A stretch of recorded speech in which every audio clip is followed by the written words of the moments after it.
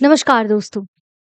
क्या होगा अगर दुनिया का सबसे अहम तेल रास्ता हॉर्मुज अचानक से रुक जाए? क्या भारत जैसे देशों के लिए तेल की सप्लाई ठप हो जाएगी? हालांकि हम सुन ही आ रहे थे, जो कि 28 फरवरी से चल रहा है।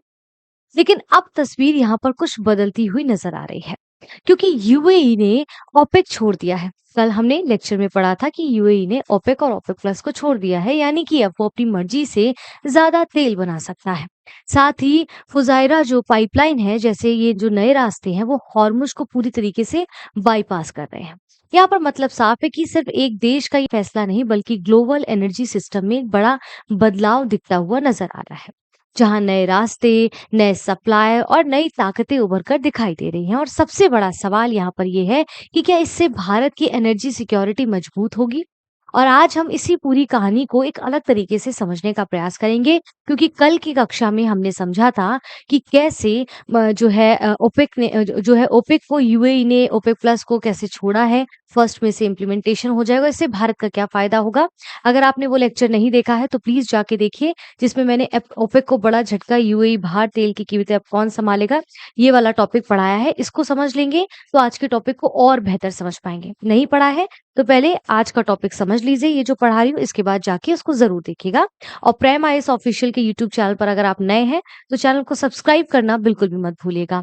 फिलहाल यहाँ पर भारत के लिए जो अच्छी खबर है वो ये है कि जैसा कि हमने देखा कि जब यूएई जो है ओपेक और ओपेक प्लस से बाहर निकलेगा तो भारत के लिए डाइवर्सिफिकेशन का एक और ऑप्शन अवेलेबल होगा।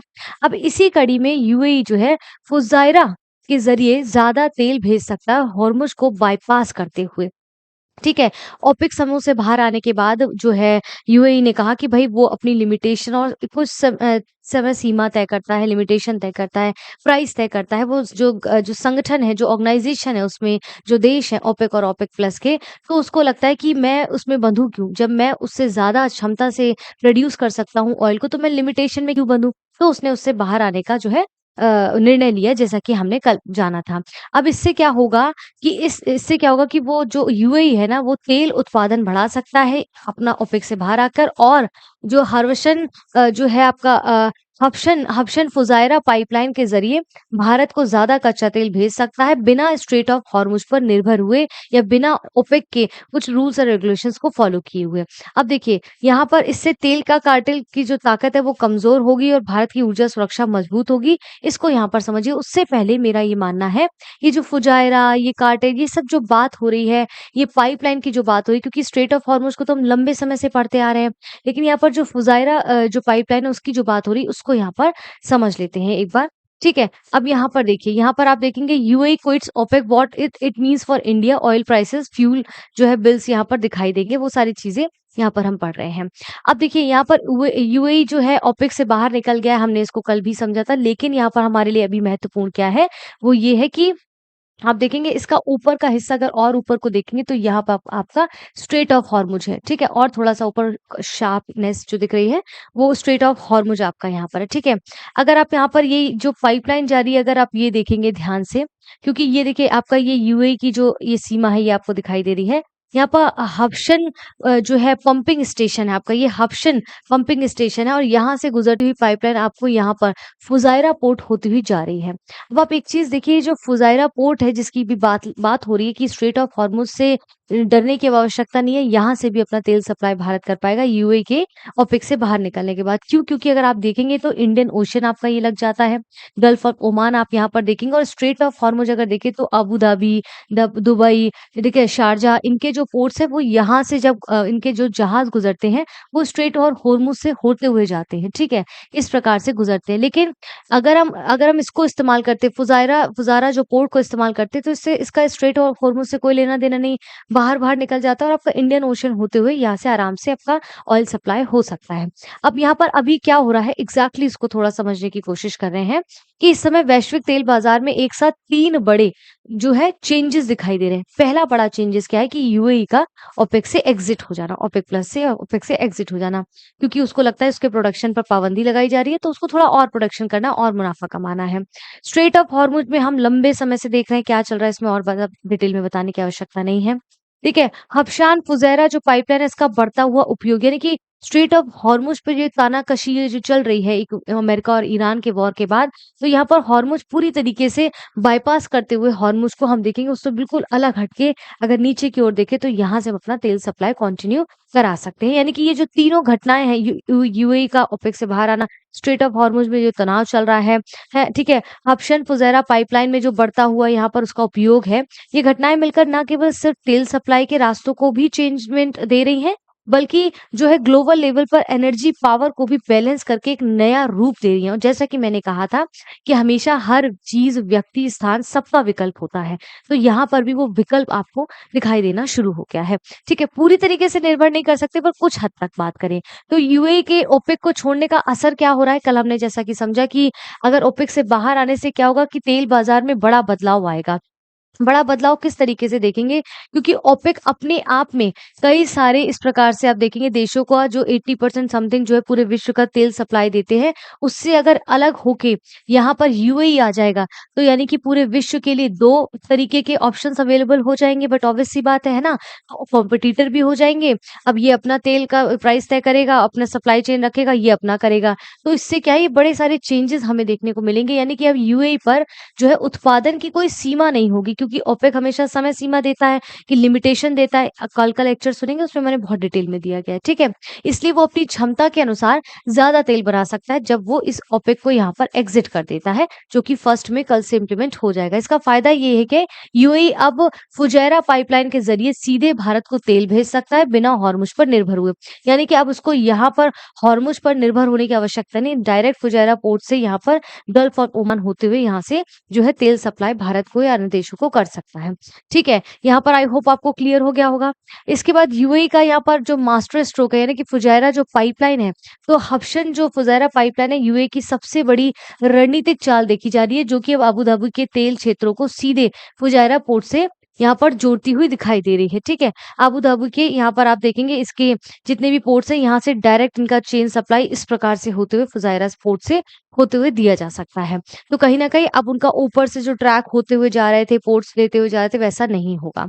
ठीक है? यहाँ से डायरेक्ट पाइपलाइन को जोड़ते हुए और सीधे फुजायरा पाइपलाइन से जो है कनेक्ट कर दिया जाएगा। यानी कि स्ट्रेट ऑफ हॉर्मुज़ में जो इतनी ज़्यादा लंबे समय से टेंशन और कशाकशी चल रही है ना, उससे हम बच जाएँगे कुछ हद तक। ठीक है? अब बात करें ये मास्टर स्ट्रोक जो फुजायरा पाइपलाइन है, इसकी जो मैं बात करी ये जो फुजायरा आपका पाइपलाइन यहाँ पर दिखाई दे रहा है, बेसिकली इसकी लंबाई जैसे हमने देखा था स्ट्रेट ऑफ हॉर्मुज़ की 33 से 30 किलोमीटर लंबी चौड़ी है, काफ़ी संकरी और वहाँ से कई सारे जहाज़ गुज़रते हैं। लेकिन यहाँ आप देखेंगे फुजायरा पाइपलाइन की जो ये लंबाई है 360 से 400 किलोमीटर है। क्षमता कितनी है, कितना कैपेसिटी है इसमें 1.5 से 1.8 मिलियन बैरल पर डे यहाँ से गुज़र सकता है। लागत कितनी है? $4 बिलियन यहाँ पर इसकी लागत है। खास बात क्या है कि ये पाइपलाइन स्ट्रेट ऑफ हॉर्मुज़ को पूरी तरीके से बाईपास करती है। ये लाइन स्ट्रेट ऑफ हॉर्मुज़ यहाँ पर है, उसको पूरी तरीके से बाईपास करती हुई यहाँ आ रही है। इसका उससे कोई लेना-देना नहीं है। ठीक है? अब यहाँ समझा ये गेम चेंजर क्यों है? तो इतना समझने में आया होगा आपके कि हॉर्मुज़ से दुनिया का 20% तेल गुज़रता है। बहुत हाई रिस्क ज़ोन भी दिखाई दे रहा है आज के समय पे, ठीक है? जबकि फुजायरा खुले समुद्र से जुड़ा है जिसका सीधा अरब सागर तक रीच है। तो हॉर्मुज़ जो बंधा हुआ था 2 देशों के बीच में, कई देशों के बीच से जो गुज़रता है, वो स्थिति यहाँ पर आपको नहीं देखने को मिलेगी, फुजायरा पाइपलाइन, ठीक है? यानी कि जोखिम कम है, तेज़ और सुरक्षित सप्लाई की जा सकती है ऐसे समय में और भारत पहले भी संकट के समय में इसी रास्ते से तेल ला चुका है फुजायरा पाइपलाइन से। जब ये स्ट्रेट ऑफ हॉर्मुज़ का मुद्दा चल रहा था, उस समय पे भारत ने इसका रुख अपनाया था, किसका? फुजायरा पाइपलाइन का, ठीक है? अब यूएई ने ओपेक क्यों छोड़ा तो हम देख चुके हैं भाई, कुछ बंदिशें हैं, कुछ जो है लिमिटेशन है ओपेक की, जिसके कारण उसको लगता है कि ये गलत हो रहा है, उसके साथ उसका प्रोडक्शन क्षमता ज़्यादा है और वो कम प्रोड्यूस कर पा रहा है। स्ट्रेट ऑफ हॉर्मुज़ बहुत बड़ा कारण है। संयुक्त अरब अमीरात जो कि 1960 में जब ओपेक बना था तो संयुक्त अरब अमीरात की जो हम यहाँ पर बात ही कर रहे हैं खैर, तो उसमें और जो अन्य देश थे वो कहीं न कहीं अपने जो है वो प्रोडक्शन नहीं, वो पैसे कमाने पे थोड़ा अलग फ़ोकस रखना चाहते हैं, ये अपने प्रोडक्शन को थोड़ा बढ़ाना चाहता है, तो वो भी क्लैशेस का एक बड़ा कारण है। कल वाले लेक्चर्स में और डिटेल में समझाया मैंने। स्ट्रेट ऑफ हॉर्मुज़ जो है काफ़ी रुकावट का पैदा करा क्योंकि पारंपरिक तेल सप्लाईज़ में बहुत ज़्यादा इफ़ेक्ट डाली है। सभी देशों को ने जो है आयात में उनका इफ़ेक्ट पड़ा है और इनको ऑब्वियस सी बात है बेचने में बहुत दिक्कत आई है।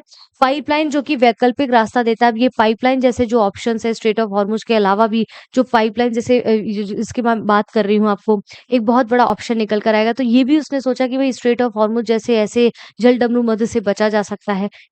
इस सप्लाई को कंटिन्यू रखा जा सकता है। ओपेक एग्ज़िट जो है ज़्यादा प्रोडक्शन की संभावना यहाँ पर देता है यूएई को, तो ये भी एक कारण है ओपेक से बाहर निकलने का। नतीजा क्या हुआ इन सब चीज़ों का? अगर यूएई ने ओपेक को छोड़ा है, तो ये यूएई क्या है, एक स्वतंत्र और भरोसेमंद सप्लायर यहाँ पर बनता है। वो पहले भी था लेकिन अब इंडिविजुअली दिखेगा। संकट के समय में भी भारत को तेल मिल सकता है यहाँ पर, क्योंकि स्ट्रेट ऑफ हॉर्मुज़ की स्थिति में तो देखा था ईरान ने फिज़ाना जो पाइपलाइन है, ठीक है? उस पर भी अटैक करने की कोशिश की थी यहाँ पर, ठीक है? फुज़ायरा जो पाइपलाइन है, उस पर भी ईरान ने एक समय पे अटैक करने की कोशिश की थी, लेकिन यहाँ पर क्या है, भारत को तेल मिल सकता है यहाँ पर, क्योंकि स्ट्रेट ऑफ हॉर्मुज़ में आपने देखा गल्फ ऑफ ओमान में अपने स्पेस वॉर वगैरह खड़े करने पड़े। 2 जहाज़ को निकालने के लिए हालत टाइट कर दी गई थी अमेरिका और ईरान के द्वारा। तो हमने वो सब चीज़ें देखी हैं कि उसका एक बहुत अच्छा वैकल्पिक यहाँ पर आपको ऑप्शन दिखाई दे सकता है। इसके बाद भारत के लिए इतना बड़ा फ़ायदा क्यों दे सकता है? क्योंकि हम भारत के कॉन्टेक्स्ट में पढ़ रहे हैं, तो सबसे बड़ा कारण ये कि भारत दुनिया का तीसरा सबसे बड़ा तेल आयातक है। ज़्यादातर बाहरी देशों से वो तेल खरीदता है भारत, और ज़रूरत का लगभग 85% तेल बाहर से ही भारत में लाया जाता है।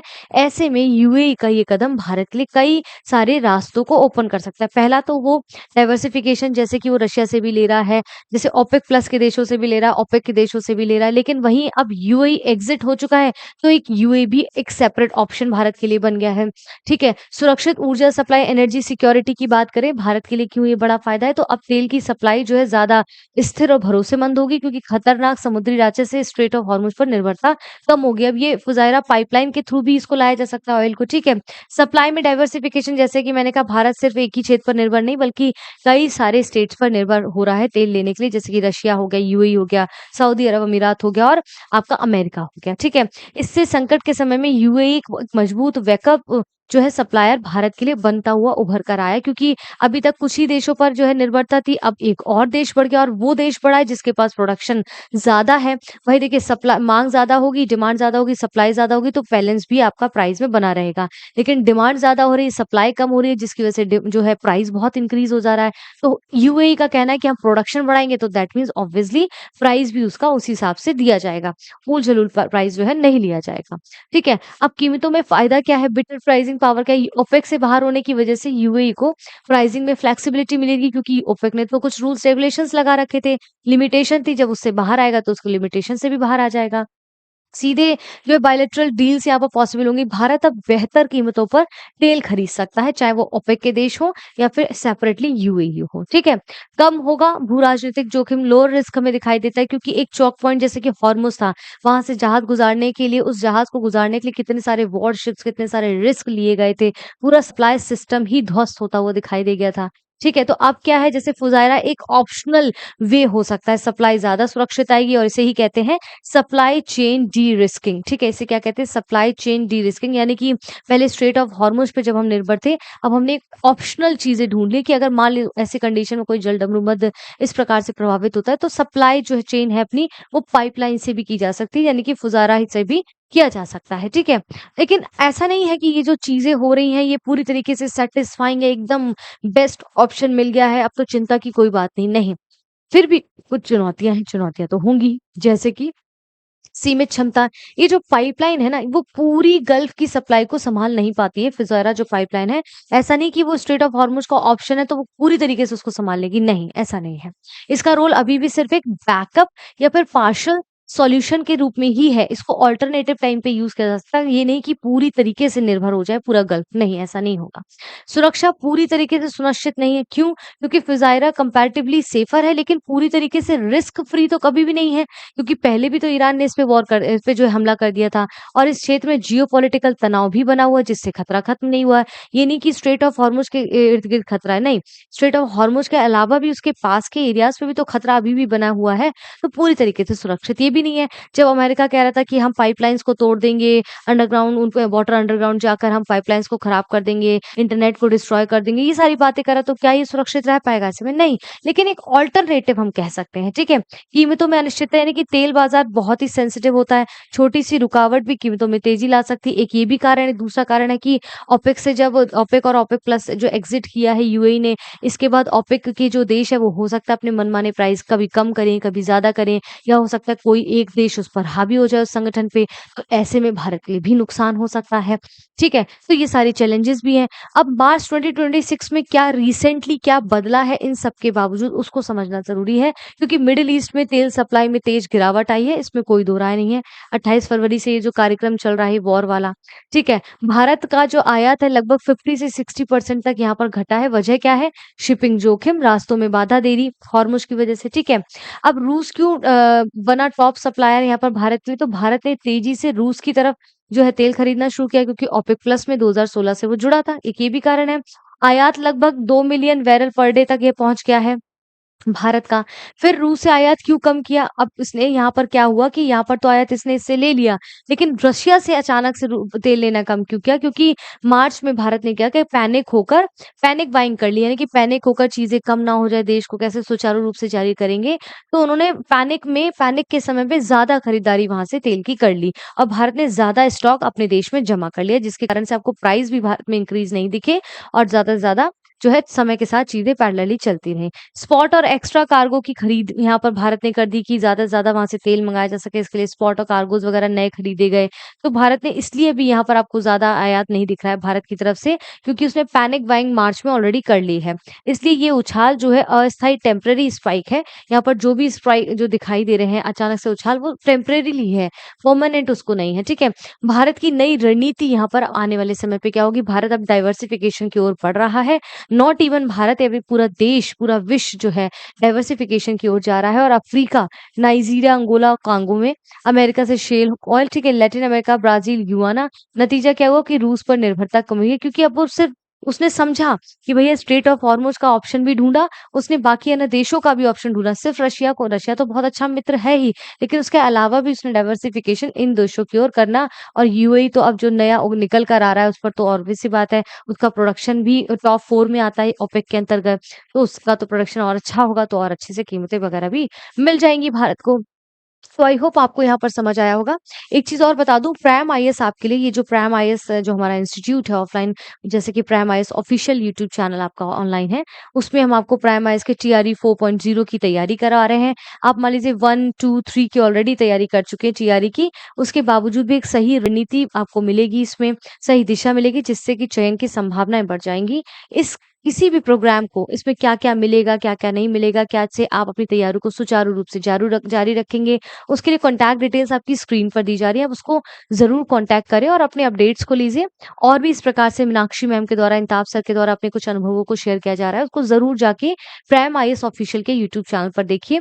आई होप ये टॉपिक समझ आया होगा, और अगर टॉपिक समझ आए तो वीडियो को लाइक ज़रूर करिए, चैनल को सब्सक्राइब करिएगा। एक चीज़ आपको दिखा दूँ, आज हमने पढ़ा है कि भारत के लिए बड़ी खुशखबरी क्या है कि यूएई अब बिना हॉर्मुज़ तेल के जो है तेल भेजा करेगा। आज हमने पढ़ा, लेकिन उससे पहले कल हमने क्या पढ़ा था कि ओपेक को एक बड़ा झटका लगा है, क्योंकि यूएई उससे बाहर निकल गया है। ये दोनों ही लेक्चर्स एक दूसरे से कनेक्टेड हैं। अगर आप इनमें से किसी एक को नहीं सुनेंगे तो आप कनेक्ट नहीं कर पाएँगे। तो मेरा मानना है, अभी अगर आपने ये लेक्चर देख लिया तो उसके बाद आप ये वाला लेक्चर देख लीजिए, कल दिया गया था। कहाँ पर दिया गया था? प्राइम आईएएस ऑफिशियल के ही यूट्यूब चैनल पर। उसको देख लीजिए। इसका लिंक भी मैं कमेंट बॉक्स में बोल दूँगी, डलवा देंगे, या नीचे डिस्क्रिप्शन बॉक्स में, ताकि आप इसको भी क्लिक करके पढ़ लें, ठीक है? दोनों कनेक्टेड है, दोनों को पढ़ना बहुत ज़रूरी है। तो आई होप आपको यहाँ पर चीज़ें समझ आ रही होंगी। आ रही हैं तो मैंने जैसा कि कहा, वीडियो को लाइक करें, चैनल को सब्सक्राइब करें, वीडियोज़ को शेयर करें और निरंतर प्राइम आईएएस ऑफिशियल के यूट्यूब चैनल पर बने रहें। धन्यवाद।